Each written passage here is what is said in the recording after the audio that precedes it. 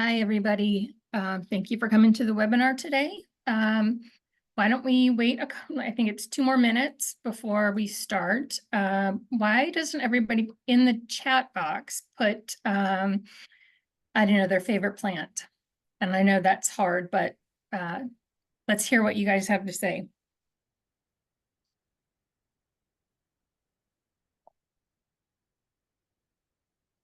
Anybody? Tomatoes. Jeremy, what's your favorite plant? You probably can't choose, right? Yeah, that's a hard one. I am really big into pollinator plants right now, and Monarda is just making me super excited every time I see that in my landscape, and all the pollinators that are on there. So it's a good one. That's great. Well, we've got mango and desert rose, African blue basil, maypop passion vine, bok choy. We've got vegetables and fruit and fennel and begonias. But we do have a lot of vegetables and fruits. Yeah. It's been popular this year with Florida friendly landscaping. So veggies. Well, let's go ahead and start. It's 11 o'clock. Welcome to the Florida Friendly Landscaping Program's Homeowner Webinar Series. We give this series every third Tuesday of the month at 11 a.m. My name is Jen Marvin, and I am the Florida Friendly for Home Landscape statewide coordinator. Today we have Jeremy Rhoden, who is the Urban and Residential Horticulture Agent for Marion County. Just a few things before we start. Your microphones have been muted. If you have questions, please type them in the Q&A box, not the chat. It just helps us keep them in line a little bit better and not miss anything. And then please stick around until the end and take our survey, which really helps all of us know whether our programming is important to you and what what you want to hear about in the future. Our next webinar is on October 15th at 11 a.m. And it is Deirdre Irwin giving us an overview of residential irrigation. Deirdre is a water conservation coordinator at the St. John's River Water Management District. So that will be very interesting. So let me introduce our speaker today. We will be talking with Jeremy Rhoden. He is like I said, the Urban Horticulture Agent and Master Gardener Volunteer Coordinator with Marion County. He specializes in pollinator gardening and sustainability, hydroponic production, vegetable gardening, and is a certified Florida Nursery Growers and Landscaping Association, FNGLA instructor.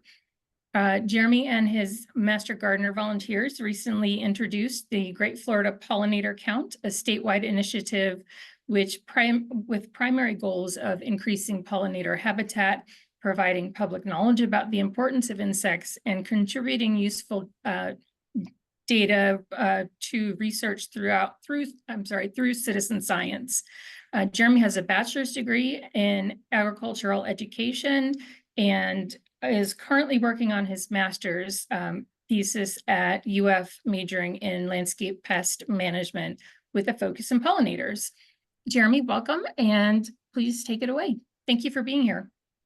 Awesome. Thanks for having me, Jennifer. Yep. So as Jennifer said, my name is Jeremy Rhoden, and my two passions are growing produce, primarily hydroponically, though I do, in some cases, still use traditional methods like raised beds or in-ground gardening, but primarily I'm doing hydroponics for the most part. And then my other love is pollinators. So you've probably heard or seen me speak on pollinators before. Hopefully a lot of you participate in Great Florida Pollinator Census this year. If not, you'll get to next year. But today we're going to talk about beginning hydroponics and how you can start hydroponics at home if you have never done this before. Some of you may be familiar with the term. Some of this might be brand new to you. So we'll go ahead and get started, and I kind of will explain kind of my background and how I got started with this. All right, so back in about 2014, I began working with Marion County Public Schools, and during that time, we started a farm to school program. We were the first of 52 schools in Marion County to start farm to school, and we wanted to model it after the farm to school program in Alachua County. which is a nationally recognized program for farm to school, and they primarily grow a lot of their produce, not just through in-ground traditional methods or raised beds, but they do a lot of it hydroponically. And that food is then put into their cafeterias and served to students at lunch, and any excess food goes out to families. So we started building, we started building a program. And we started, if you look in this picture in the very back left, there is a small little greenhouse structure back here. That was all that we had to begin with. And it was completely demolished. There was nothing of a roof left. There's one side, I think, left to it. Just the frame was there. And we were able to get a grant to get that greenhouse put back together. And we started with an NFT hydroponic system, a nutrient film technique system that we'll talk about here shortly. And from there, our program grew. About a year after we started our farm to school program, Marion County Hospital District heard about what we were doing and wanted to be involved in this. And they had funding to put into health initiatives in Marion County. And it kind of led to them developing this large 6,000 square foot greenhouse. It's the largest school greenhouse in the state. It was comprised of about 14 commercial hydroponic systems in there. This is what it looked like after it was done. And then before I left there, which I'll get to in a second, this is kind of what it looked like at the end. So we had over 100 vertigo grow towers in there. We had over 250 Dutch bucket, Beto bucket systems. In the far back, you can see a really long channeling system called a nutrient film technique system that had the capacity of growing 2,700 heads of lettuce at one time. We had a whole microgreen section. We had all sorts of floating bed systems on the outside of the greenhouse. We had quite a bit, and some of these systems rotated out based on the season. Like we would use some for a certain season, and then others we would change out and use at different times. So I did this at Vanguard High School in Marion County for about 4.5 years. And as this program took off, the hospital district who originally funded the greenhouse and all of the hydroponic systems, they decided they wanted to put a school greenhouse at all 52 schools in Marion County, or excuse me, all of the secondary schools in Marion County, and then put raised beds at all the elementary schools to teach students where their food came from and how to grow their own food and why it's important to eat healthy vegetables. And so what started here at Vanguard, where we were sowing 200 seeds of lettuce a week, transplanting another 200 every week, and then harvesting 200 heads of lettuce every week that would go into our cafeteria. We eventually passed that on and put greenhouses like this at every high school in Marion County and in the middle schools. And they're all growing to this day using these types of hydroponic systems. And so I eventually went on to become the farm to school coordinator. We called our program the Fitness and Nutrition in Schools, or FANS program. And during this process, we not only were using these commercial style hydroponic systems to grow the food for the cafeteria and to send families home with food, but we also were teaching students how to make their own DIY hydroponic systems at home so they could have access to fresh produce at home. And so after I was coordinator there for about 2.5 years, I transitioned over into IFAS Extension. We had an ongoing partnership with master gardeners in Marion County who would come to all of our plantings at the elementary schools and help us plant our garden beds every season. And so it kind of led to this opportunity. And so now I've been doing hydroponics across Marion County with Extension and also in statewide webinars like this. So during my time as coordinator and even as a teacher, every summer I would go work with the IFAS Hydroponic Research Facility in Suwannee Valley up in Suwannee County.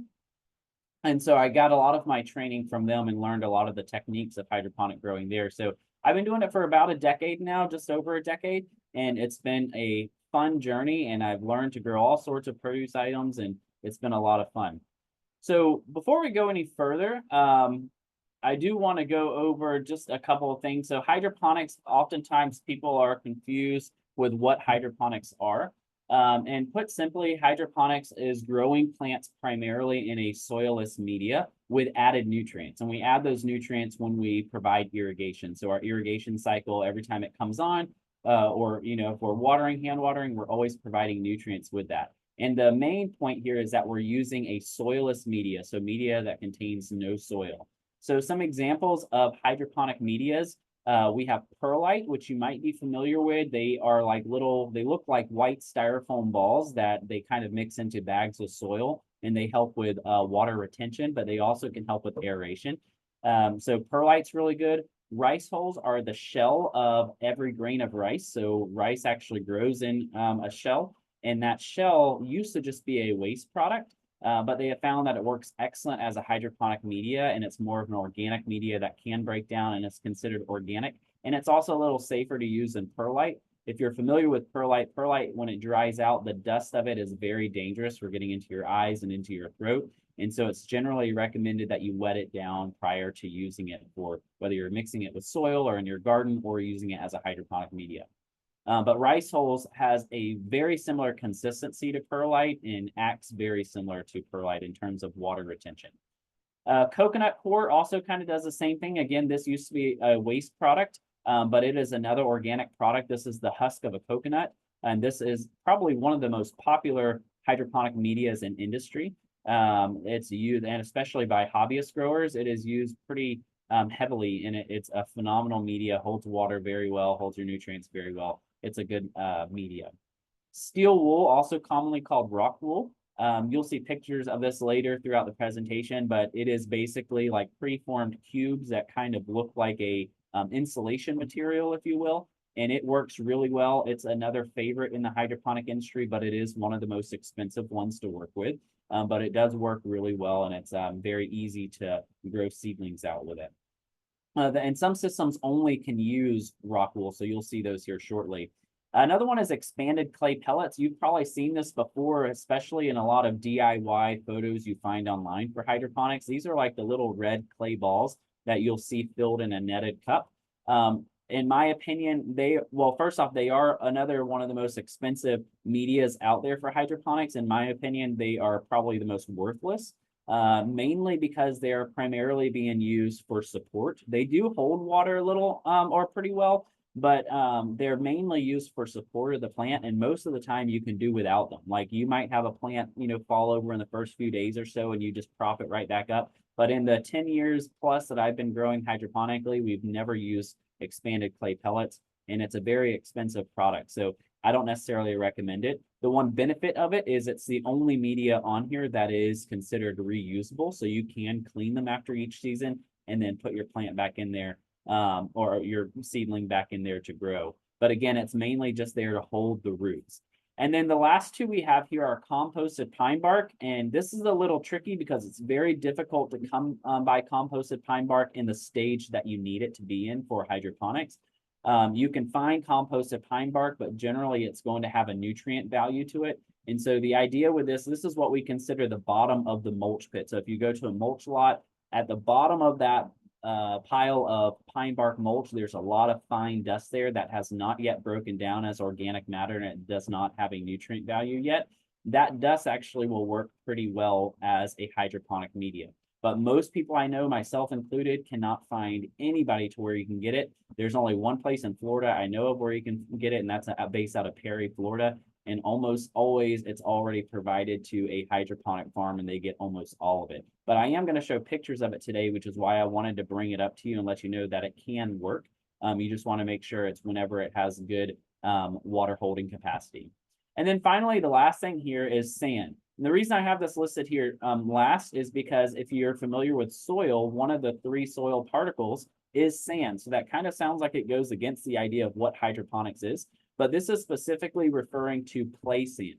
Play sand is actually man-made. It is developed to be much finer than traditional sand. So the grains or the particles are actually chopped up even smaller. So it actually does have good water holding capacity, but it has no nutrient value to it. So it works really well and acts as a really good hydroponic media. And so I'm going to actually, here's a picture here. If you've ever been to Epcot in Orlando at Walt Disney World, they have a ride there called Living with the Land. And as you ride through their boat, it's a boat ride through their greenhouses, and they have multiple areas of the greenhouse that are landscaped like this. And what most people don't realize is that you see these are banana trees growing here. They're growing hydroponically. They're actually sitting in about 2 feet of play sand or 2 feet of play sand.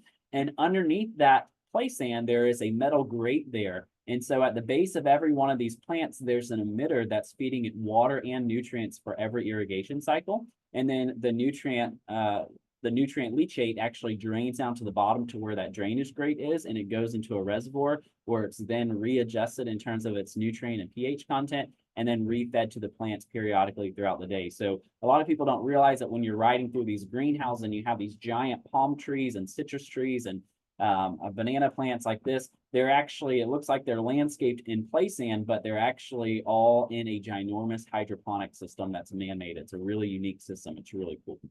And one thing I didn't mention going back to this slide is, for those who aren't familiar, we generally grow out seeds into seedlings and then plant those into a hydroponic system. So that's very important to remember. Very rarely do we start seeds in a hydroponic system. You can do it, and there are some seeds that do really well that way, but for the most part, seeds don't. And also because of how fast things grow hydroponically, we try not to, and I'll get into this in a few minutes, but we try not to plant by seed. Rather, we plant by seedling, where everything is at the same level of life whenever you're growing, because it's going to grow very fast. And we'll talk about that here shortly. All right, so one thing that people often get confused with hydroponics is aquaponics. And so I do want to clarify on this. Aquaponics is a combination of the rearing of fish, or aquaculture, and then hydroponics. So it sounds really cool. It's a great system. It's, you know, it's an entire meal in one system. You're getting your protein, all your veggies, all those things.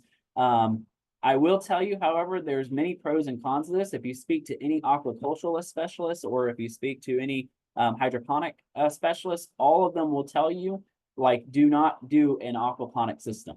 You're going to spend 3 times the amount of money on it and about 3 times the amount of time managing the system than you would just having the 2 systems side by side. So if you want to grow fish and you want to grow plants, have the 2 systems side by side, but do not connect the systems together. And the reason for this is because generally the pH of what your fish needs is very different than what the pH of your plants need. And so generally you're either going to have really great plants and poor developed fish, or vice versa. And so it's not recommended. And then on top of that, you're constantly having to monitor the pH and nutrient levels of your water. And I'm talking like every 45 seconds, like an automated meters are reading these things to check them. And so it's not generally recommended. People do it and people still have success with it, and you certainly can have success, but you will have a lot more success having the 2 different systems set up differently. So just a recommendation, but if you want to try it just for the fun, by all means. The folks at Epcot, they also have aquaponics, and they will tell you it is their most difficult system to maintain, and they have contemplated taking that completely out of the ride altogether, just because of the difficulty level at managing that system. There's also a newer aspect of hydroponics. This has been out for quite a while now, but it's probably the newest of all of them, is aeroponics. And aeroponics is basically where roots are hanging in they're in the air, essentially, as opposed to being in a media of some sort, or sitting in a liquid solution. And the roots are misted every so often. So every so often the mist might come on for 15 to 30 seconds, and it sprays the roots with a nutrient charged solution, and any excess drips off the roots and goes back into a leachate. And you're going to see an example photo of those in this presentation here shortly. But it is considered a type of hydroponic system, though technically it would be called aeroponics. And it is something that is a great system in terms of preserving water, conserving the amount of water and nutrients that you're using. So why would somebody want to grow hydroponically as opposed to just growing in ground? Well, or in a raised bed, or growing in a traditional method. So there's quite a bit of advantages of growing hydroponically. So I'll try to go over these pretty quickly. But first, quality soil is not needed. If you've ever purchased quality soil, or like bags of soil for a raised bed, it can add up very quickly. And you know, I mean, it's important that you use quality soil, because you want to make sure nutrients and pH are correct for growing crops, period. Whether you're growing that in ground or hydroponically, whatever, you know, you want quality. So if you're using soil, quality soil is important. In Florida, it's very hard to grow in ground. You can do it. People have success with it, but it does take a lot of management and a lot of amendments of the soil to make it work, because we have a lot of sand naturally in our soil. We also have an excess generally of phosphorus, which can also cause problems. So oftentimes people resort to using things like raised beds and using a quality soil. With hydroponics, you get faster growing crops. So we would go from seed to a full head of lettuce in a total of 6 to 8 weeks, depending on the variety we are growing. We actually have now that we can go from seed all the way to full size in 4 weeks, depending on the variety that you're growing. If you plant a seed in the ground, a seed of lettuce in the ground, it takes around 3 months to get a full head of lettuce. in general, just simply because the plants are having to use their time and energy to grow their roots to find the nutrients in the soil. Whereas with hydroponics, they're given all nutrients that they need 24 hours a day, or at least with every irrigation cycle. So most of their energy is going to growing foliage or growing fruit as opposed to growing root systems. They also take up a lot less space. If you saw in the pictures before of the greenhouse at Vanguard High School I showed you to begin with, we would grow 25 heads of lettuce in the amount of space it took to grow 1 head of lettuce, because we were growing vertically as opposed to growing horizontally. And that greenhouse could grow the equivalent of 6 acres of crops. So in a 6,000 square foot greenhouse, we were growing the equivalent of 6 acres of crop. They also can be used in any location, and you can grow them pretty much any time. A lot of hydroponic systems are made to grow in controlled environments, such as indoors or in your house or in your kitchen. You can also do it in greenhouses, but they also can be grown out in the open. You don't have to have a covering over them at all, and we'll talk about that here shortly. They can be used in any location, as I mentioned, not just in your kitchen, but to this day, the only plants grown successfully in space have been in the International Space Station. They've been growing in there for years, growing crops hydroponically. And so that's a really neat system. Hydroponics in general use approximately 75% less water than traditional growing. So in a time where fresh water is very limited at this point, it is, a great opportunity to conserve water by using hydroponics. My favorite advantage of hydroponics is you don't have to worry about weeding. Generally, you barely ever have a weed, maybe once every 6 months. But for the most part, you rarely have weeds. And depending on the system, you might have more or less, but it is very, very minimal. Like I've even in my raised beds that are filled with hydroponic medias, and maybe pulling 3 or 4 weeds every 4 weeks or so. So it's not much at all. And so herbicides you can pretty much rule out herbicides when it comes to hydroponic growing. There's also a reduction of pest. So because plants are growing so fast, the pest pressure does not build up fast enough to become a problem. So most of the time you're harvesting crops before it does become a problem.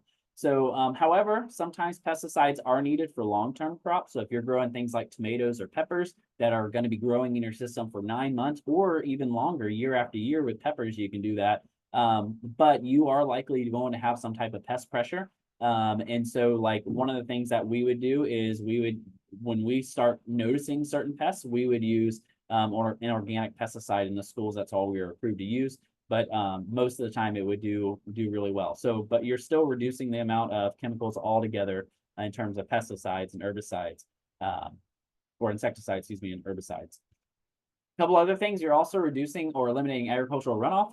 Well, not most, but a lot of hydroponic systems are recirculating systems, which are called closed systems. And so they're recycling the nutrients. Others are open systems, where there is a way to capture leachate. So if you take a look at the photo on the right here, these hydroponic towers, we set our timers to at the top of every one of these towers, there's an irrigation emitter. And when we run the timer, we calculate the time it takes from water or nutrients to drain from the very top pot all the way to the bottom white pot. And when we start seeing it leak out of the bottom white pot, we add 10 seconds to that time. And that's how we calculate for 10% leachate. So we always aim for 10% leachate with these towers to ensure that every one of them has gotten all the nutrition and water that they need. But then our 10% leachate, we capture in these black pots at the bottom, which are full completely with cocoa cord. And they absorb all of the nutrients and water that comes down. We have no leachate that's leak out of the pots at the bottom. And we use these pots still to grow plants. We say you can grow plants in there that don't require as many nutrients or much water, but we've grown pretty much every type of crop you can think of, with probably the exception of corn. And we have gotten tons of success here. We haven't had any issues whatsoever with leachate problems. It's also very easy to adjust nutrient content in hydroponic systems. So depending on what you're growing or what level they are in their growth. So for example, growing tomatoes when they're at the younger stage before they're fruiting, you may not need certain elements, but when they're older or further along, you're going to need to adjust your nutrient content. And this is really helpful when it comes to large industrial farms where they can actually save money on the amount of nutrients they need. Hydroponics also is much cleaner generally than outdoor growing. You're not having to worry about dirt or soil, or most of the time even a lot of insects. It is easier than growing in the soil and very simple to master. It's also easier to maintain soil-borne pathogens.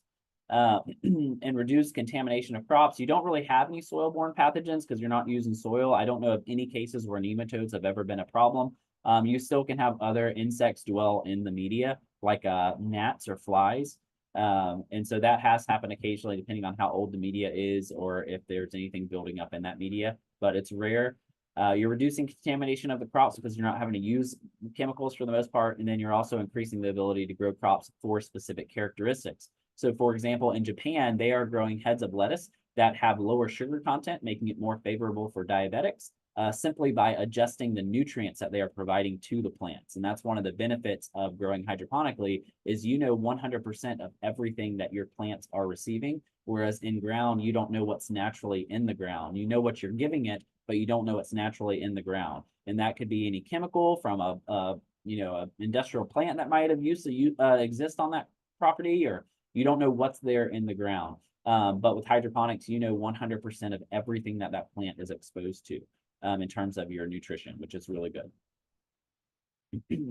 All right, so there are two general types of hydroponics. I mentioned these briefly already. There's an open system. Open means that the plants are being fed. They're receiving fresh nutrient solution with each irrigation event. And then there's a leachate that comes out at the bottom, or there's leachate that's collected somewhere, but it's not recycling the nutrients. It's not in a closed loop system. So this would be considered open system. So I already kind of mentioned the vertigo towers and how we collected that leachate at the bottom. In this example here on the right, we have 5 sets of chives growing in the bottom. And we would cut these chives like every 2 weeks, like cutting grass. And they would just grow right back and they would absorb. But one of the things I wanted to point out about this picture is if you notice at the bottom of the black pot, there is some white here around it, which kind of demonstrated to us that there was some leachate that was escaping the pot or coming out of the pot. Because there are drainage holes on here because you don't want to drown these plants here. But that happened before we had plants put in there. And so again, this is a way that you can check for that, using this, well, with this type of fabric, that's kind of one of our eye indicators that we would look for to make sure that we didn't have leachate leaching. So anyhow, so this is a great way of collecting your leachate.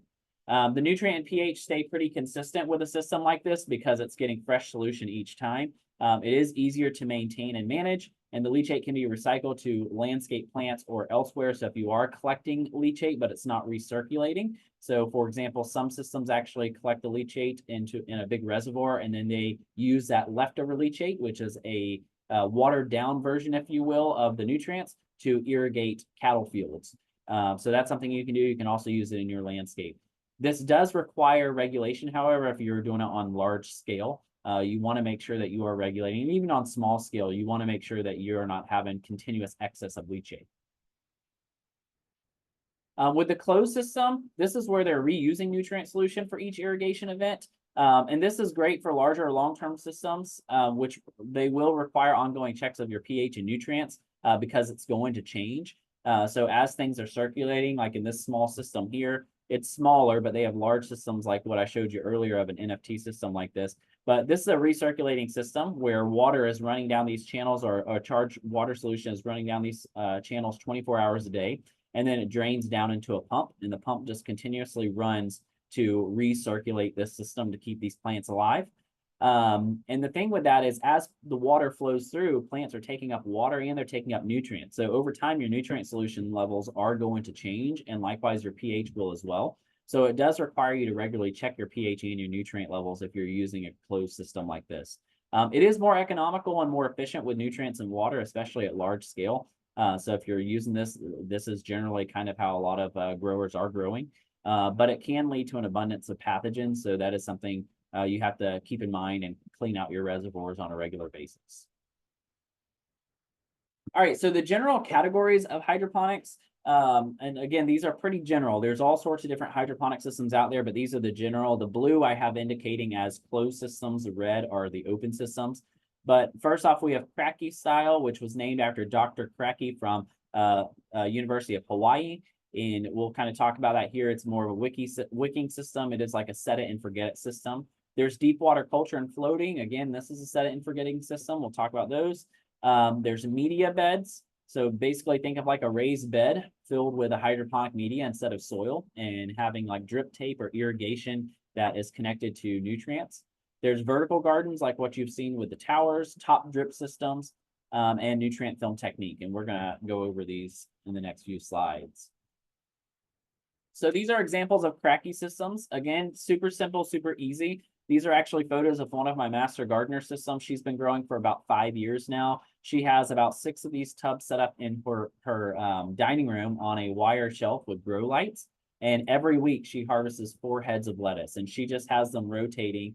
And what's really nice is you literally just set it there. There's no power running it. There's no running water. You fill up the nutrient solution in the reservoir. You have netted cups set inside the top of the lid, and you just set your plants there. And as long as the roots of the plants are reaching the solution below, they will continuously grow. The only thing you mainly have to maintain with this or watch for this is your nutrient level and making sure that your roots can reach that. So if you're setting up this system outdoors, which some people do, again, you're going to have to check on your nutrient solution because evaporation does occur. And so you're going to want to check on that on a regular basis. In her case, she is doing it indoors, and she can grow 3 cycles of lettuce in here with the same nutrient solution batch. And she never has to refill the solution until after the 3. So it stays pretty powerful with your nutrients, and the water levels stay pretty high as well. The only pest she really has is her cats that like to get underneath the grow lights. And grow lights, by the way, are pretty inexpensive. You can buy those on Amazon now, or go to local hardware stores and find them. And I mean, they're pretty cheap at this point, and they're LEDs, and they have very low costs in terms of running them at home. The next one is the deep water culture floating bed.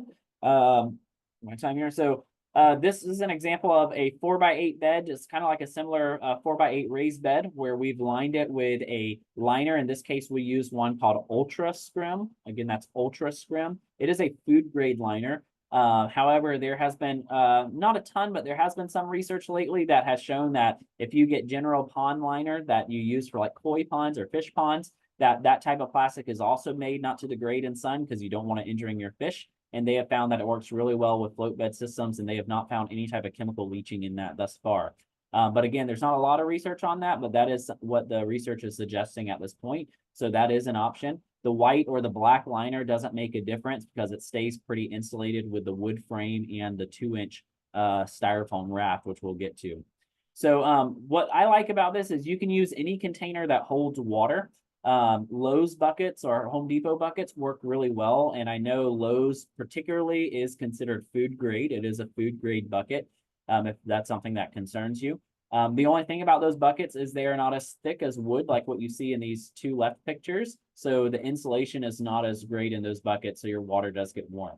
The reason the insulation is so important is because when we had 9 of these beds at our high school, and we could go out in the middle of summer. We would always put our leftover seedlings before summer break in these netted cups because I could just set them in there, and I could leave for 4 weeks and come back later and they'd be ready to harvest. And the thing is, during the summer, you could be out there at 2 or 3 o'clock in the afternoon when it's 90 to 100 degrees outside and stick your hand in this water, and it would be around 72, 73 degrees. It was very consistent with what we consider our springs. And my only thought to that is the insulation of the wood frame and the insulation sheets that we're using here. So again, this is just a 4x8 sheet of insulation. You can buy this from any hardware store. We put a hole, we use a hole saw, and I'll show you this here shortly, to put netted cups, which you can kind of see in this blue bucket all the way on the right. You can see netted cups sitting in here. And then we would just plop our 4-week-old seedling in there and wait 4 weeks until it was time to harvest. This method is really good. You don't really get mosquitoes, you get tadpoles. In fact, I think in the 10 years I've been doing these systems, both at home here at our office as well as at the schools, I don't think I ever recalled one time seeing any mosquito or mosquito larva in it. Tadpoles were the only things we would get. And tadpoles weren't in all of them. So I know people say, well, maybe the tadpoles are eating mosquito larvae. No, even in the systems we had with no tadpoles, we would have no mosquito larvae in there. So it could very well be the nutrient content that keeps them away. But for whatever reason, the tadpoles and the frogs like it. I used to joke and say, if you see a 6-legged frog, it's not coming from us. But anyways, this is a very simple, easy system you can make on your own. And it's a great system, and you can do it with any type of container.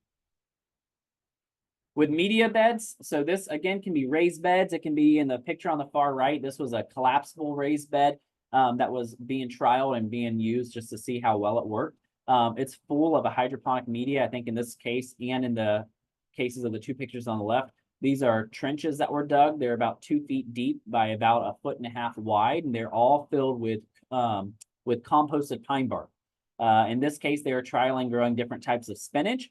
And we have 2 rows of drip tape that runs across these systems. And every time the irrigation comes on, it not only waters, but it also provides a nutrient to this. And you can do this yourself. I'm actually going to show you pictures later of a carrot bed that I made that was about 12 foot long by 1 foot and is about 12 inches high, that we lined with a liner just like here, and we filled it with clay sand, and we grew tons of carrots. I mean, hundreds of carrots in it. And we just had 2 rows of drip tape that were connected to a Brute Rubbermaid trash can container with the nutrient solution in a pump. And so, I mean, the whole setup probably cost me all of about $40. And we use that system on a regular basis. And we created multiple beds like that. And you'll see pictures of that here shortly.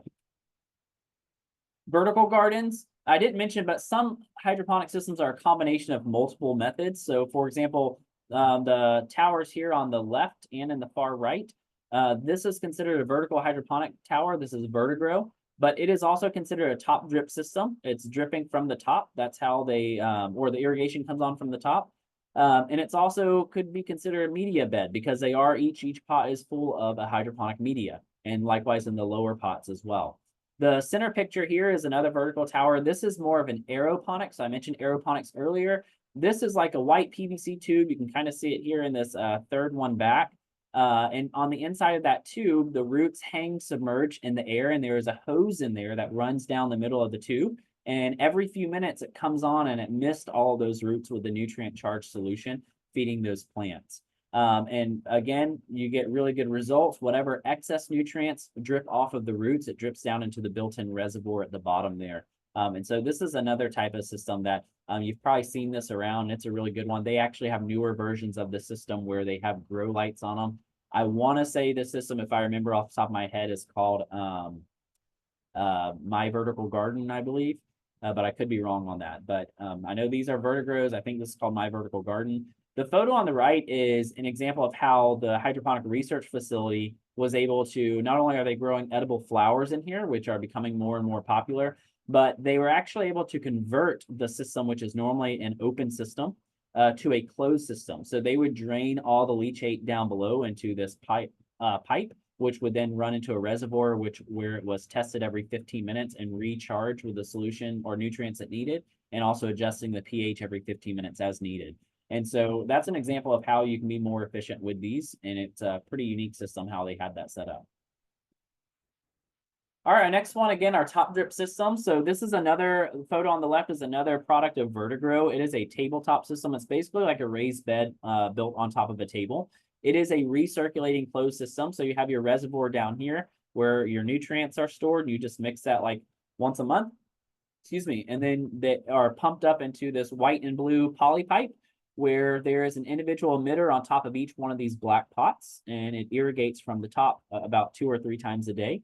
Any excess drains into a spout at the bottom of that black pot back into the white PVC pipe, where it then drains back down into this Brute container. And so it's a really nice system. These pots are removable. So like if you're growing larger plants, so we have some eggplants growing in here, we would remove some of these other plants as they finished out earlier. We would remove those to give more space for the others. So it actually is a really nice system. We really enjoyed working with this system. We also have Dutch buckets or Beto buckets, which you see here on the far right. That's a line of them growing cucumbers. These are primarily used for growing large scale crops or vining crops. So in this case, we're growing European cucumbers, and this is actually a whole tunnel of cucumbers that comes all the way around, all from these same pots. Again, this is collected in a pipe at the bottom, and it goes to a leachate tank where it can either be recycled and reused, or that leachate can be used for irrigating fields, things of that nature. The picture in the photo is the same type of system. It's just being used to grow clusters of tomatoes. And so these are vining tomatoes. You can see the several rows of vines that are on there. This is where these plants have actually circled this entire row of Dutch buckets about 3 or 4 times already within this season. So they do grow very fast and abundantly in these types of systems and in hydroponics in general. And so this is the type of system you'd use for like your vining crops if you wanted to grow vines. And again, every one of the pictures you're seeing on here are things that can be made at home. So we've done all of these system home scale. Like I've done at my own house, and so have my students done individual Beto buckets at home to grow a vining plant. You can also make them out of like regular 5-gallon buckets as well. There's a lot of YouTube videos out there. This is kind of a photo of what it looks like on the inside of that bucket. So you can see off on the side here, there's like a little ledge here. So down below this point is the reservoir where your water and nutrients will collect, and any excess will actually feed into this little black spout and go into the reservoir. So that way, if your system, like your water or your electricity goes down for a few days or so, you have a built-in reservoir of nutrients in solution at the bottom. So you'll be good for a few days. This is very important in industry. But again, this is called a Beto bucket, Dutch bucket. You can make your own out of regular buckets if you want. You can do the same type of concept here. All right, and then finally, the last one, I left this for last because it is one of the most complicated systems, and that is your NFT or your nutrient film technique. So this is a closed system. It recirculates 24 hours a day. So I mentioned earlier that one of the ways you can grow hydroponically is simply having plants in a solution, or maybe I didn't mention this, I apologize. But that's actually one of the biggest misconceptions about hydroponics is people think that's the only way to grow hydroponically. They don't realize you can use all these other medias. And in this case, it is kind of like the true thought of hydroponics, where your roots are submerged in a liquid solution at all times. So in this case, at the top of the channel, we have nutrients that feed through 24 hours a day, and it flows down to the bottom of this channel where it goes and drains into a pipe and goes back into a reservoir, and it just continuously recirculates. It has an automated system that checks its temperature, its electric conductivity, or its nutrient levels, as well as its pH. It does that every 15 minutes, and it just continuously waters.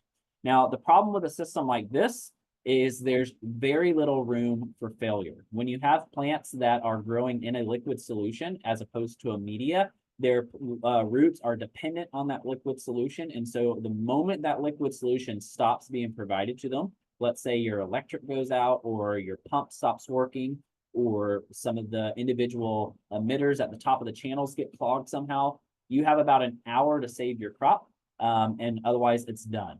And so you might even see it wilt, or it might be 2 hours. You might water it back and it might come back and it looks all perfectly fine. But then when you go to take a bite of it 3 weeks later, when you harvest it, it's going to be completely bitter. It'll be bitter lettuce. So we've killed thousands and thousands of heads of lettuce, unfortunately. This was a system we started with, not realizing or knowing at the time when we first were getting into hydroponics that this is one of the most complex systems to use, and there's no room for failure with this type of system. In the school district, we learned really quickly that every weekend, the facilities department loved to work on the electricity or on the water. And so we'd come back on Monday morning and our crops were fried, or crops were completely dead, or they might be revived. And then when we harvested them 2 weeks later, they're all completely bitter. So we knew at some point in time, the electric or the water or whatever went out for a certain duration of time to where they weren't good. So these photos are some of our first successful harvests that we had from them when we finally got that going. So it was really good. All right, so understanding hydroponics. So those are kind of the general types of hydroponics. So in terms of nutritional comparison between the soil and hydroponics, in the soil, plant nutrients are found naturally scattered throughout, but you're not really sure what kind. And those nutrients are also provided in different forms. Some of those forms are soluble and are able to be taken up by plants, and some are insoluble and cannot be taken up by plants.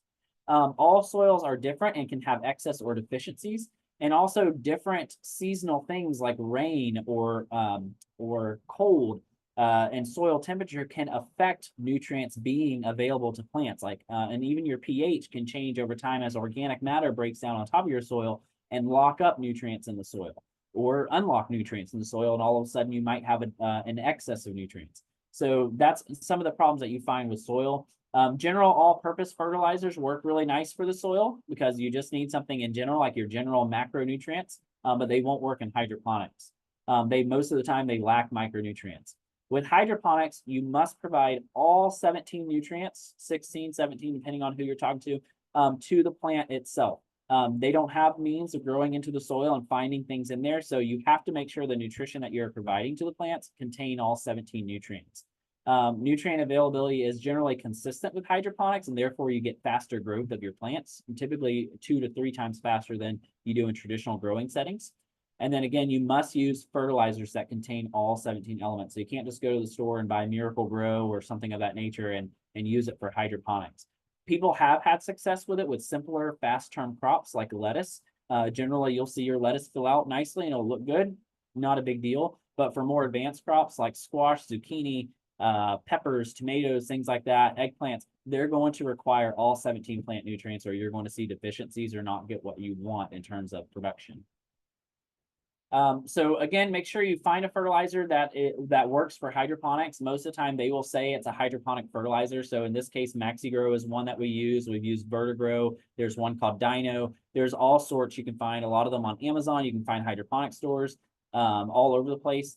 Orlando has a few. I know Gainesville has a few hydroponic stores. The Villages just have one open. So there's quite a few. This is one that works really well as a general all-purpose fertilizer. But depending on what you're growing, you can also find fertilizers that are more specific to what you're growing. So there are tomato fertilizers, pepper fertilizers. There's some specific for leafy greens. And so those are, I would say, if you're starting new with hydroponics, start with something general and all purpose. And then as you become more advanced with it, you can use those other things. Make sure you follow the label recipe, just like any other fertilizer or pesticide. Label is law, so you want to make sure that you are following it to its recipe. pH, just like with soil, pH is very important for plant growth, whether you're growing traditionally or hydroponically. Plants in general growing hydroponically, your vegetables like between 5.5 to 6.5 pH. The reason pH is so important is because if your pH is too low, it locks up macronutrients, and macronutrients, even if they're there in the solution, cannot be absorbed by the plant. And likewise, if your pH is too high, it locks up micronutrients. And again, even if they're present in the solution, the plants cannot absorb them. So oftentimes this will lead to people over fertilizing because your plants will demonstrate that they have a nutrient deficiency, but it's not because the nutrients are not present. It's because your pH is off, and your pH has to be corrected in order for them to be able to absorb those nutrients. Because when your pH is off, it causes those nutrients to become insoluble, which means plants cannot absorb them. And so with your open systems, your pH is going to stay fairly consistent because it's all fresh nutrient solution coming through each time. But with your closed systems, your pH is going to fluctuate quite a bit, as well as your nutrients. And so you're going to need to have a way of checking that on a regular basis. If you're just growing a simple crop, lettuce, some leafy greens, whatever, and it's short term, generally, once you mix a batch, you don't have to check it all the time. But if you're doing long-term crops in a simple system, like a float bed, for example, if you're trying to grow like peppers or something in there, which can be done, you will need to check your nutrient solution and your pH over time. All right, so really quick, I'm going to show you how you can build your own float bed. Again, it is a simple, easy thing you can do on your own. This is a picture of it here, which is being, they're growing in what are normally just feed buckets that you would use for like horses. We got these at Tractor Supply. They work really well. We just made our own float raft. Again, we used a saw to cut it out, and I'll show you those things here. So items that you would need is your container of choice. Ideally, if you can find something that is the same all the way down, because as that raft floats down, you don't want it to get wedged because it would take your plant roots out of the water solution, and you don't want them to dry out. Remember, you'd only have that hour window to save them. So anything flat, like if you're building a raised bed frame, that works really well. A jigsaw with a long blade for cutting out the styrofoam. A drill, a hole saw bit. I'm going to show you all these. A netted hydroponic cups, depending on the size, will be dependent on the thickness of your insulation sheet you use. 2-inch thick styrofoam, permanent marker, and your hydroponic fertilizer. So mini containers can work. We use these little kiddie pools at elementary schools. They're great. The only thing I would recommend if you're going to use this is double up on them. They are fairly thin and light penetrates through, so you'll get more algae buildup that way. Algae is never a problem. Like, you're going to see algae occasionally. Algae is never a problem unless it becomes excessive. If it's growing all over your roots and it's over every square inch of the sides of your bucket, it's time to clean out your system. But I've gone over a year, excuse me, growing in systems like these and had minimal algae, but never really had to do anything with it. And algae is not dangerous or anything like that. In terms of your plant nutrition, you don't have to worry about that. Ideally, you do want to use a container that keeps consistent with the width from the top to the bottom, as I mentioned. If that's not possible, like in these little kiddie pools, they kind of narrow down as they get lower to the bottom. What we would do is flip them upside down, and we would trace the styrofoam based on the bottom of the container. So that way, when we set it inside the top, floating on the water, if that water level did go down at all, the raft stays with the water level. It doesn't get wedged on the pool anymore. So that's something that you can do. I don't think I've ever had to refill any floating bed container I've ever grown. Even in the buckets, you can always add more, but I've let plants have gone the entire seasons with those and I've never had to refill. That doesn't mean you won't have to, so still be cognizant of that and just watch for that. But for the most part, I've never had to do that. Oh, additionally, you do want to ensure that it does hold water, that it is strong enough to hold water and that it's not going to collapse or buckle on you, because that can make a big mess depending on where you're growing. All right, so using your permanent marker, you're going to trace the bottom of your container. It's recommended to use a 2-inch piece of styrofoam, and the reason for that is because it is more stable than your thinner pieces of styrofoam. In this case, I'm cutting them out to make a floating hydroponic bucket with a 5-gallon bucket, and I'll show you pictures here shortly. So I'm cutting it out. I'm using a longer jigsaw blade just because it's a little easier to reach through that 2 inches of styrofoam. I will say the longer the blade, the more flimsy it is, so it might not make a smooth, flat cut around the floating raft, so you might have to trim off some. But we use the jigsaw just to follow those tracings, and then we cut it out, making sure it fits in the container. I would, before you fill your container, just make sure, see how the raft fits throughout the whole container from bottom to top. The hole saw, this is a little drill bit piece that you put on. You can use whatever size netted cups. I will tell you, if you're using a 2-inch sheet of insulation, the best cup for that is a 3-inch netted cup, and you would want to use a 1/2 inch diameter down. So we would use a 2.5-inch hole saw for a 3-inch cup. So just keep that in mind. And I can also send our worksheet that we give out to others, like it's a little do-it-yourself worksheet on how you can build this. I'll send that to FFL and Jennifer, and she can send that out to everybody. Excuse me. But you'd use that hole saw and you would just cut out those 3 holes, and you want to keep in mind what type of crops you intend to grow in the system. So if you're doing a more advanced crop that's going to need a lot of space, I might only put 1 hole in the raft right in the center. Whereas in this case, we were doing it to grow lettuce, and you could fit 3 heads in there pretty easily, and it grows very well that way. When you place your netted cups in the raft, you want the cups to just go about 1 centimeter below the styrofoam. And this allows there to be air space for your roots. So this is where people often mess up. They think that the whole seedling, the root system needs to be submerged underwater, and that will drown your plant. You actually need some oxygen roots. So on the side of your seedlings, you want to make sure that there's at least 1 or 2 roots in the water, but you want other roots exposed to the air because they need that oxygen. The nice thing about these insulated rafts is that they give that oxygen space for your roots to have air.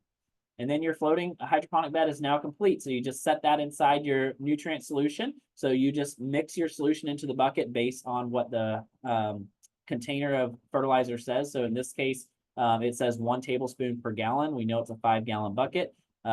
So we actually generally do 4 gallons most of the time. I'll put 4 gallons in there. But 4 gallons, 1 tablespoon for each one. We mix it up in the bucket, and then we just set our raft right on top and put our seedlings inside. We make sure that the solution is mixed up thoroughly, so that way it all is soluble for the plants. And then we wait 4 to 5 weeks. We just leave it there and wait 4 to 5 weeks until it is time to harvest. And then we enjoy. So this is what it will look like in about 4 to 5 weeks when you take it out. These are romaine heads. This is actually one I did at my house. Just pulled it out. You can see the white root systems look really good. I have 3 full heads of romaine lettuce, and it was as simple as mixing my solution. It took all of about 10 minutes to set up my bucket. I put my 3 seedlings in there, and then 4 weeks later, I go out and I harvest this. There's nothing I had to do more. So very simple, very easy. This is something you can do. I will say probably the worst part about doing this is cutting out the styrofoam. It's messy. I don't like to do it. There is this online hydroponic place that creates what's called a beaver lettuce raft. And they come in 2 foot by 4 foot sections. So like if you did a 4 by 8, you can get 4 of these and put them in there, or you can make a small 2 by 4 section and do little small things. And you can adjust how many holes you want in there. So you can choose an option here, like how many holes, but it's primarily used for like growing lettuce. You can kind of see how they're doing that here. And it's really nice, and it's coated and everything, so it lasts a lot longer than your insulation sheets. There's no messy cleanup. They're only about $24 a wrap, so if you can afford that and you wanted to do something like that, you can. The one caveat to that is their holes are perfectly square, so a netted cup will not fit in that. So you would have to use like your rock wool cubes like this. Likewise with the NFT systems, they will only fit rock wool cube media in those. And so you'd use something like this. People often ask, like if you were to put a seedling in this that have soil. So like you can go to the store and buy lettuce seedlings with soil. You can rinse the soil off if you want. As long as you have a good soil ball on your plant, we would grow almost all of our seedlings out in a propagation soil mixture and then finish it out hydroponically, which in industry that would still be considered a hydroponic product because it's finished out hydroponically. And we never had any leaching of the soil into our solution. So, and it's not like it was a solid mass root ball. It just kind of stayed together. Once you have some really good roots on there, it stayed together and we would just set that right into the netted cup. We'd prop it up as best we can because we did not use the clay pellets. And within about 2 to 3 days, it would establish itself and it would stay straight up. We wouldn't have to fix any after that. And they would grow out to full size, just like what you're seeing in the photos here. The pros is that this is one of the easiest types of hydroponics. There's no electric or running water required. It is very affordable. It can be done indoors or outdoors. If you do it indoors, you'd want to use your grow lights. It can easily be amended to deep water culture by adding a pump. Deep water culture just means that you now can grow more advanced crops that need more aeration or more oxygen. So like your fruiting crops, peppers, tomatoes, eggplant. It is considered a set it and forget it system. The solution can generally be used multiple times depending on the crop you're growing. So like I said, with lettuce, we could go 3 crops with this before having to change out the solution. So that was really nice. So we're utilizing it as much as possible. And then by then it's watered down. We put it in landscape beds and it's great for beginners. The cons, you are generally limited to fewer crops, especially if you don't have that pump. So you're looking at your leafy greens, some herbs, basil, spinach, lettuce, all different types of lettuces will do really well. I've grown peppers in them and it's done really well too. But again, that's more advanced.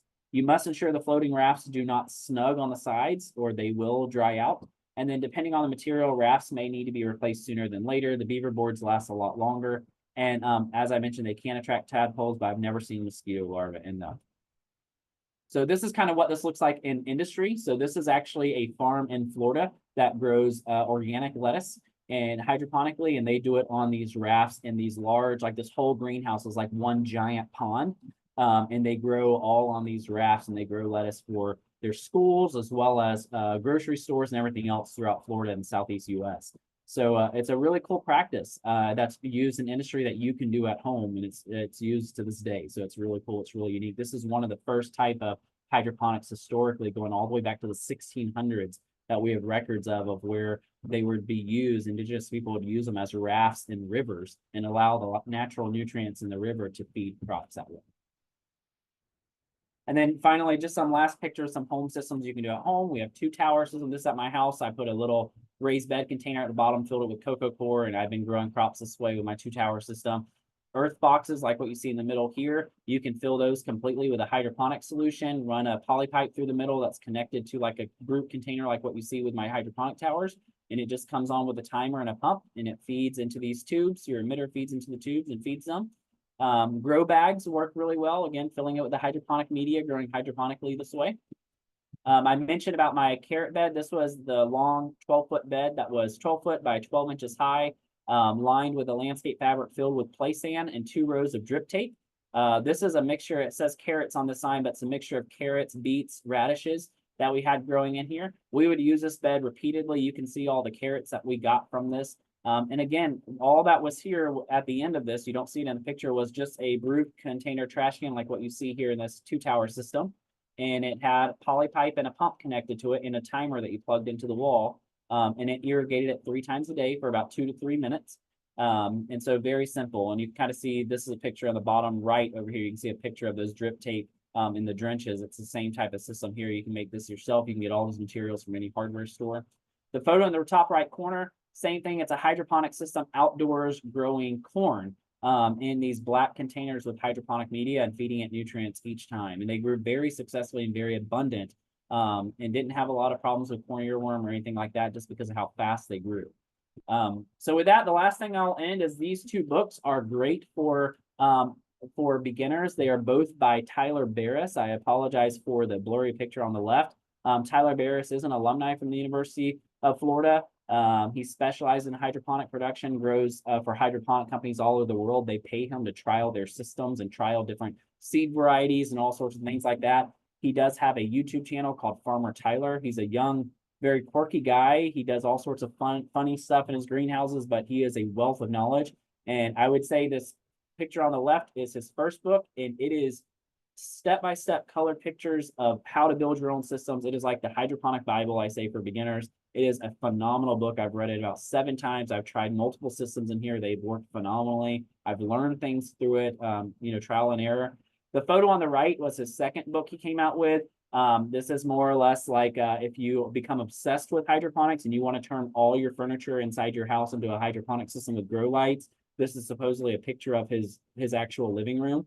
I always say it screams out that 2 things. 1, he does not have cats, and 2, he does not have kids, because mine would not look like that. But if you want to grow herbs in your bathroom, then by all means, this is the book for you. But the main one is this first one.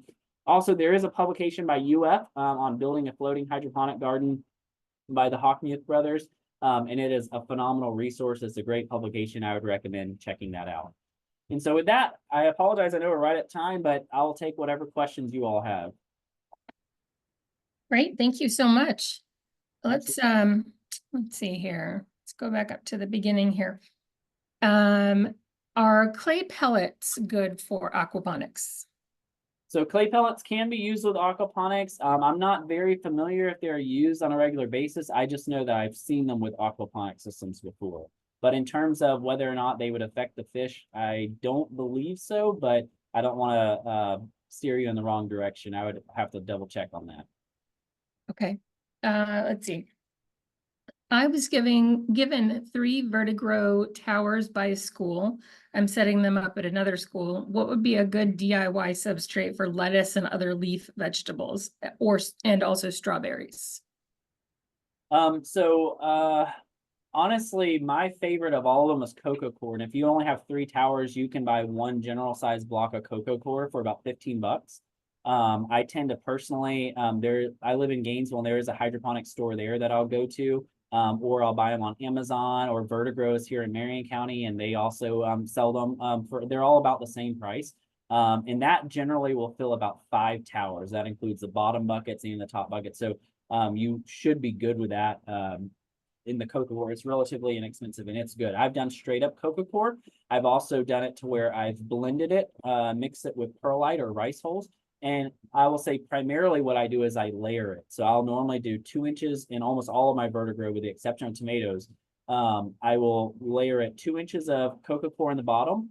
Then the next 6 inches is either rice hulls or perlite, and then a thin 1-inch layer of cocoa coir on top. And that's mainly just to cover the perlite and rice hulls, just so it doesn't blow out. Rice hulls, as it breaks down, can attract like flies and things.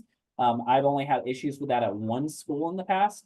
And the way you prevent that is mainly just keeping that layer of cocoa coir over the top.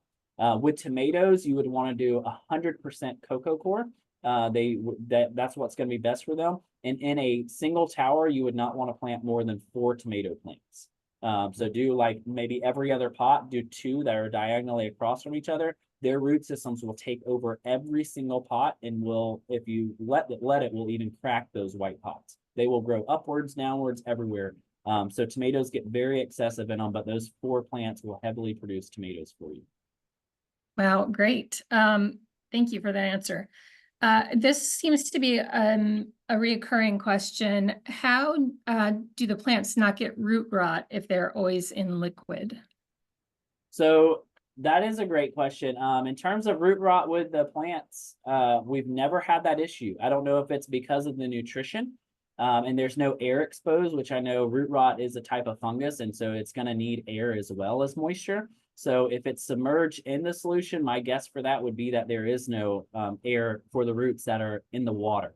The roots that are in the air are your oxygenated roots. They should not be getting water at all, so they're staying dry. So I would imagine that would be why, but that is not science-based. I can get more information from the hydroponic research facility for that, but that would be my guess for that. That's a great question. A few people said that they're getting slimy brown roots. So is the water consistent, or are they is the water consistent, or is it like 24 hours a day, or are they watering at certain times? I am not sure. I'm trying to, if somebody's, let's see. Yeah, I'm not sure. It's an anonymous attendee, so I'm not sure if they'll write back in. We'll I see if would we say can. in the float beds where they stay in the water at all times, never had a problem with that. I don't know anybody who's ever had a problem with that. In the NFT channels, which unfortunately, when you go to type in DIY hydroponics online, almost always it shows you how to build your own NFT style, which is the one that has the least amount of room for forgiveness, or least amount of room for failure, excuse me.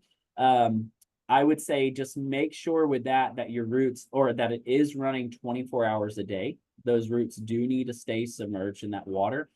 Some people will try to cut back on energy or water and not water 24 hours a day and not realize that you're actually causing your plants to become bitter if you're growing leafy greens. But I would imagine, since those roots are going from water to air, water to air, water to air, that could cause a fungal problem. But again, that's not science-based. That's what I would imagine just based on what I know. Okay. Can you suggest alternatives to styrofoam? So actually, that is a great question too. So that's one of the reasons I do not like doing the float bed classes, even though it is the best. So if I had to pick between the forget it or set it and forget it between the cracky and the floating beds are always going to be the best in Florida because of how hot it is and our evaporation rate. I've had so many people, myself included, fail with cracky on different occasions because of the fast evaporation rate. But with floating beds, never had failures. They've always done great. I should knock on wood.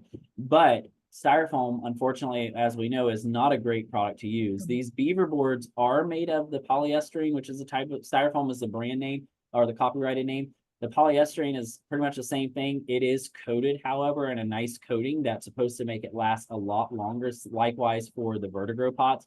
Those vertigo pots on average go 10 to 12 years before needing to be replaced. Now, if you had the old version of them, they did not. Those things fell apart like crazy, but the newest versions, which I'd say probably in the past 3 or 4 years, they can go about 10 to 12 years without having to be replaced. So they are getting better. The beaver boards are what I'm going with moving forward, simply because of how easy they are to use, not having to cut styrofoam or worry about any of that. I'm hoping they will make round ones for small homeowners, like bucket editions. I've been actually trying to contact and communicate with them to see if they'd be willing to work with us making some. Like, I don't care if they get the trademark for it, but at one point in time, they also had beaver board created like a, it was blue. I don't know exactly the material it was made out of, but it was like a hard plastic beaver board, and it floated like a raft, and everything worked really well. But for whatever reason, they took them off the market. And that was, in my opinion, a much better solution than using the styrofoam. But that is a great question. Okay. Let's see. Are the seedlings started inside soil before being brought into a hydroponic solution? Yep. So it really depends on what you want to do. If you're growing in rock wool, like I said, some of those systems do require, like NFT only fits, depending on the NFT system you're using. If you're using like the Crop King style, which is what a lot of industry uses, they will only fit those rock wool cubes into. And so sometimes we would grow in those if we were growing for the NFT systems, but primarily because it was slightly cheaper and just a little easier for us, we would grow in a propagation soil mix or a germination mix. The key with that is when you go to fill your cells, your seed tray, you want to make sure there's no clumps. And then we would use that and seed all of our plants that way. And as long as you have a good root ball, and the way we would do that is you have to let your seedlings get a little thirsty without wilting. So you don't want to water them on a consistent schedule every single day. So, and there's an entire industry just in growing seedlings alone. There's a reason for that. But like when you plant your seeds in the cell, you want to make sure it's already damp, nice and wet. Wait a few days or a couple of days. When you start seeing germination, water them again and allow them to dry out a little bit. And after about 2 weeks, then continue doing your irrigation, but perhaps once a week, we would actually water them with a charged solution. So depending on how we were growing them, whether it was in rock wool or if we were using the Speedling styrofoam trays, we'd use that a lot. We would actually dip them as opposed to watering the charged solution on top or even irrigating. We always try to wick from the bottom because that's the best way to grow in seedlings. We would dip them in a charged solution, let them sit there for about 15 minutes, and then take this floating tray out and set it on the table for drainage. And so that's something that you can do, and that's what I would recommend. And that's how you really get that strong root ball. However, we have done many where we didn't use any type of fertilizer at all during the whole seedling process, and we still got strong enough root balls that were good enough to transfer over into float systems. But even in the towers, pretty much every hydroponic system that exists out there, it's always recommended to use a transplant as opposed to direct seeding. Now, basil, nasturtiums, there's one more, it's slipping my mind, but basils and nasturtium are generally pretty easy and they will grow pretty consistent by seed. But most things will not germinate at the same time. And as soon as one thing germinates and starts growing a root system, it's going to be out competing all the other things that have not germinated yet with grabbing the water, grabbing the nutrients. And so you get a really inconsistency with what you're growing. And then you can't use your system, to its potential. So we normally recommend using only seedlings. Okay. Let's see. How do you manage rainwater for an outdoor system? So rainwaters in those float beds, we never had issues with. So it will bring the raft all the way to the top, to the edge, but the raft never comes out or anything like that. It stays there. It really does not water your system down that much. People get, there's a misconception that rainwater will actually dilute your water, but plants actually take up more water faster than they do nutrients. And so what actually happens in these systems is your solution, in float beds at least, your solution actually becomes more concentrated over time. So whenever it rains on top of it, that your solution eventually gets back to or close to where you started with to begin with, because plants are taking up water faster than they are nutrients. So it's getting more concentrated over time.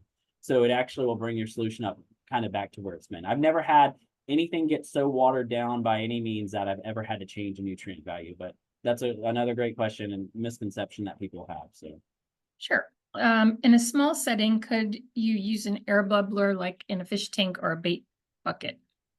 Absolutely. So in those buckets I talked about, the floating buckets, we've used like the little bubblers that you'd use for fish aquariums. The key to that is you want to make sure that if you're using a bubbler, that it's not too big or too strong, because if it's producing way too much bubbles, what happens is those bubbles will actually fill your netted cups, and then all your oxygen roots that need that oxygen are being covered with bubbles, and then you're going to drown out your plant that way. But bubblers are great if you're trying to grow advanced crops. You just want to make sure it's not so powerful, or likewise with a pump, that it's not so powerful that it's producing too much bubbles that are filling up your netted cup. Okay. Let's see. There are a couple questions about what other plants you could grow with hydroponics beside lettuce, for example, kale or bok choy, and what are the other fruits and vegetables that you can grow hydroponically?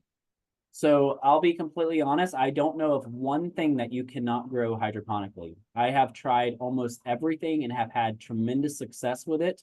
Now, what I will say is that there is a system, a right system, and a wrong system for different crops. So for example, in our vertigrow towers, you wouldn't want to try to grow corn in that.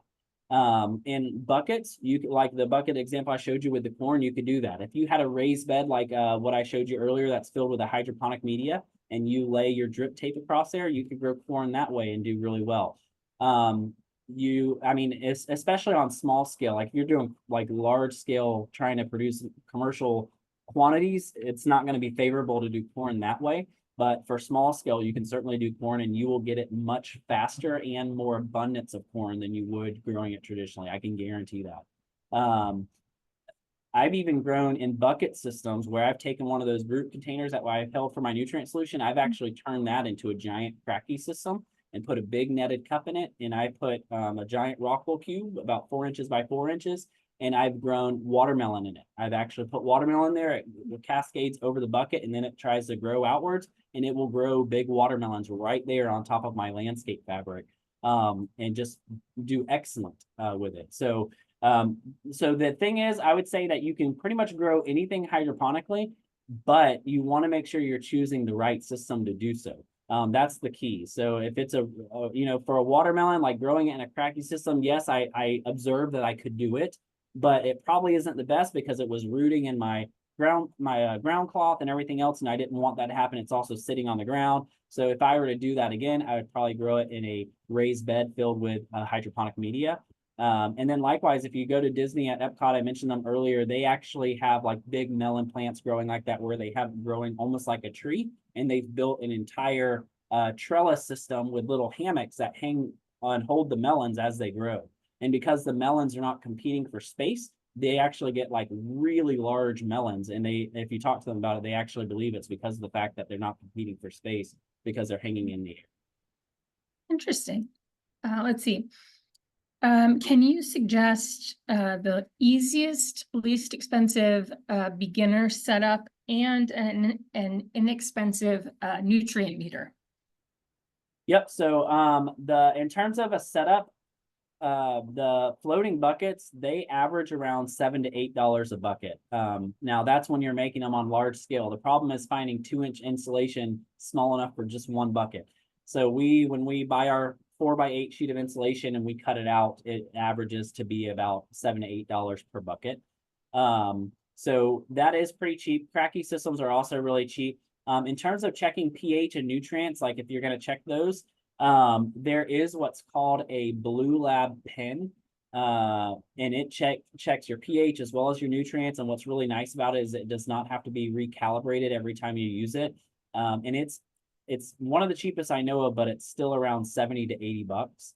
And it is by Blue Lab. But if you look on, I've only used Blue Lab just because that's what UF research or the UF IFAS research facility with hydroponics have used. They love that product. It works really well. And there's all different types of meters. And in my findings, they do work better than others. But there are other brands that you can find that I have not tried. Like if you just search Amazon or Google, you can find a lot of other ones out there that might even be cheaper. I will tell you, stay away from soil probes, however. They are almost always inaccurate. Like the ones that you can just stick in soil or even just in dry media, they're almost always inaccurate. I would not waste your money on them. So find something else if you can. Okay. I think we've got time for one more question. I'm sorry if we didn't get to all of your questions today. For the question about whether UF IFAS extension locations offer help to schools with hydroponics, get in touch with your local county extension. Just Google UF IFAS, your county and extension, and you'll find the connection to your local county agent. So I'm not sure if they all do, but it's worth trying. Agents are very knowledgeable about a lot of different things. I'm going to take one more last question about water quality and toxins. So water quality, how important is that? And what about the toxins in styrofoam? Like, how do you explain that, or can you discuss that? Yep. So again, there's not a ton of research on, I'll start with the styrofoam. There's not a ton of research on that in terms of the toxic or anything leaching into the media or into the food. What does exist out there shows that there has not been any evidence of any type of leaching. Again, that's what we hear today. We don't know what's tomorrow. So we are still, at least from my perspective and what I hear in the industry, a lot of people still are trying to move away from using styrofoam as a source of growing hydroponically. I think a lot of people are trying to get away from styrofoam just because we know of the type of product it is. But as of right now, the research that I am familiar with and some of the latest that I've read, as well as the hydroponic research facility at UF IFAS, they said that there is nothing that indicates that there is any dangers of it leaching. But again, that's today. As far as the water quality is important. You do want to make sure, obviously, it is, drinkable water. Like we always tell everybody, if it's considered non-potable water, you probably don't want to use that for hydroponics because you are creating edibles from your plant. So you don't want to use something that's non-potable. However, well water is just fine. You can have your pH tested in your water if you would like. That can be a determining factor. We found here in Marion County, a lot of the people that live in the Ocala National Forest, their water pH tends to run around 8.0. And so that can be a problem. You can adjust the pH. There's different hydroponic things you can buy online that are very inexpensive that will help you adjust your pH super easy. And so that will take care of that. Water from the sink, city water, normally it's good. Again, same thing if the pH, if you're just not aware of your pH, just check that. The one thing I will tell you to stay away from is distilled water. Distilled water carries no electrical charge, and therefore it's very hard for the solution or the nutrients to stay dispersed throughout the solution. So we generally advise people to stay away from it.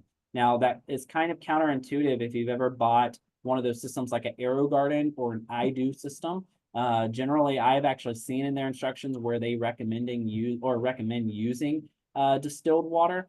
And it always is one of those things where we joke about it in industry, because it's not recommended to generally use it. I mean, if there's no electric connectivity, then you can't have your nutrients moving around, which needs to happen in order for them to stay dispersed. But they always say that, and our guess is that it's more or less to protect the pump of the system that they're selling, that they're more or less concerned about the product. But I will say I've grown with aeroponics, and I do, and all those little systems, and I've used regular water from my sink. I've never used distilled water at all, just because I know not to do it. And I've always had a lot of success. I've never burned out my pumps or have had any problems with pumps with any of my systems that I've used water hose water or, sink water. So I would just say stay away from the distilled water. I feel like we actually, sorry not to keep going, but we would always do these tubs of torture up at IFAS, the research facility, where we had 10 different tubs, floating tubs filled with a different type of liquid solution. And every one of them was missing a different type of nutrient, just so we could see how it had an effect on the plant in terms of the nutrient deficiency. So the last tub, we always did it exactly with all the nutrients that it needed, but the only difference is that we would use distilled water. And what's really interesting is out of all 10 of those buckets, that last bucket always had the worst growth, like the most browning leaves, the most yellowing leaves. So it really demonstrated that distilled water is not your friend when it comes to hydroponics. You need water that has an electrical connectivity. So do not use the distilled water. That's great. Great information. So you have Jeremy's email down here at this on the bottom of the slide if you have any other questions. And also you are going to be speaking at the Master Gardener Conference in October, right? You've got a workshop. So if you are a Master Gardener and going to the conference, you can see Jeremy there. Thank you so much, Jeremy. It was a great presentation. We had lots of people say thank you. Everybody have a great day. And we will see you next month. Thank you. Thank you for having me. I appreciate it.